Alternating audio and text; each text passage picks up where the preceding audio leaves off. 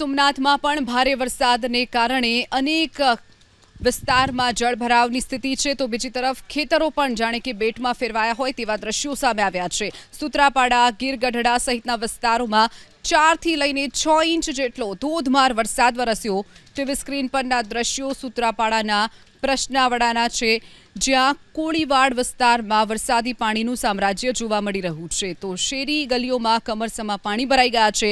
ઘર અને દુકાનોમાં પણ ગોઠણસમા પાણી ફરી વળ્યા છે। ઘરમાં વરસાદી પાણી ભરાતા જ ઘર વખરીને પણ નુકસાન પહોંચ્યું છે તો દુકાનનો પણ માલસામાન પલળી જતા દુકાનદારોને ભારે નુકસાની ભોગવવાનો વારો આવ્યો છે। સૂત્રાપાડાના કુંભારવાડા વિસ્તારની હાલત પણ બદથી બદતર જોવા મળી રહી છે।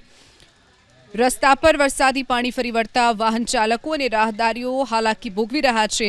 એબીપી અસ્મિતાના કેમેરામાં આ તમામ દ્રશ્યો કેદ થયા છે। ટીવી સ્ક્રીન પરના આ દ્રશ્યો સૂત્રાપાડાના વાવડી અને મોરાસાના છે, જ્યાં રસ્તા પર વરસાદી પાણી ફરી વળતા વાહન વ્યવહાર સંપૂર્ણપણે ઠપ થયો છે તો મુખ્ય રસ્તાની આસપાસના ખેતરો પણ વરસાદી પાણીથી તરબોળ થયા છે। લાંબા વિરામ બાદ વરસાદ વરસતા ખેડૂતોમાં પણ ખુશીનો માહોલ। છેલ્લા 24 કલાકમાં સૂત્રાપાડામાં 11 ઇંચ વરસાદ ખાબક્યો છે તો ખેડૂતોએ વાવેતર કરેલા મગફળી, સોયાબીન, જુવાર અને બાજરી સહિતના પાકોને નવું જીવનદાન મળ્યું છે। સૂત્રાપાડાના લાહ વિસ્તારના ખેતરો જાણે બેટમાં ફેરવાયા હોય તેવા દ્રશ્યો સામે આવ્યા છે। ભારે વરસાદથી ખેડૂતોમાં વાવેતર કરેલ પાક સંપૂર્ણપણે પાણીમાં ગરકાવ થઈ ગયો। વરસાદ આવતા જ ખેડૂતો ખુશ જરૂર થયા, પરંતુ વરસાદી પાણીના નિકાલની કોઈ વ્યવસ્થા ન હોવાથી ખેડૂતોએ પ્રશાસન સામે રોષ પણ ઠાલવ્યો। ખેડૂતોનો આરોપ છે કે થોડા વરસાદમાં ખેતરોમાં વરસાદી પાણી ફરી વળે છે। પ્રશાસનને અનેક વખત રજૂઆત કરી છે, છતાં પણ સમસ્યાનો ઉકેલ નથી આવતો।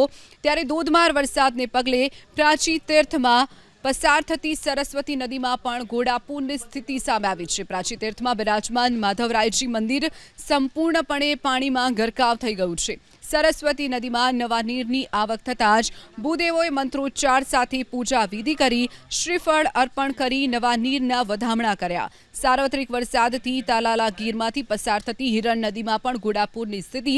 ગીર જંગલમાં મધરાતે વરસેલા 2 ઇંચ વરસાદથી હિરણ નદીમાં નવા નીરની ભરપૂર આવક થઈ છે। નદીમાં નવા નીરની આવક થતાં ખેડૂતો ખુશખુશાલ બન્યા છે તો આ તરફ ગીર સોમનાથ જિલ્લાનો સૌથી મોટો હિરણ 2 ડેમ સંપૂર્ણ ભરાઈ ગયો છે તો ગીરમાં વરસેલા ધોધમાર વરસાદથી હિરણ 2 ડેમનો એક દરવાજો ખોલી નદીમાં પાણી છોડવામાં આવી રહ્યું છે। ડેમમાંથી પાણી છોડાતા ઉમરેઠી, માલજીંજવા, ભેરાળા, અનેદ્રોઈ, નવાદરા, સવની સહિતના કાંઠા વિસ્તારના ગામોને એલર્ટ કરવામાં આવ્યા છે। ગીર સોમનાથનો દરિયામાં પણ ઊંચા મોજા ઉછળતા નજરે પડ્યા। દરિયામાં 8 થી 10 ફૂટ ઊંચા મોજા ઉછળ્યા। દરિયામાં ભારે કરંટને જોતા સ્થાનિક પ્રશાસને માછીમારોને દરિયો ન ખેડવાની સૂચના આપી છે, સાથે જ સુરક્ષિત સ્થળે ખસી જવા માટેની પણ પ્રશાસને વાત કરી છે।